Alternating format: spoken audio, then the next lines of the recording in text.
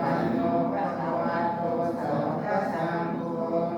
ย้อนรอยอริยสังขารเกิดโนข้าวุสาสนาเข้าถูอันเป็นบุคคลประเภทพระเป็นสาวกนันติกาโออีกาภูมิเจ้าเก่าป้าราเป็นสัมญาณายโตขาตั้งเสกโกยังผู้ไว้เสเลเอาคาราตังเดโอ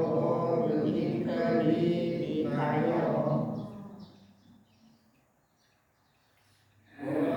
อีกาภูมิเจ้าผู้ป้าราเป็นสัมญาณายโตขาตั้งเสกโกยังผู้ไว้เสเลเอาคาราตังเดโอกินเคยดีพายโย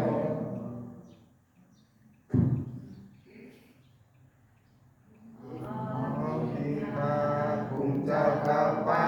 อริยสัมมุติสังขารลูกค้าประเภทพระเป็นสำนักนายโตขาตั้งเสกโกยังผู้ไปเสเล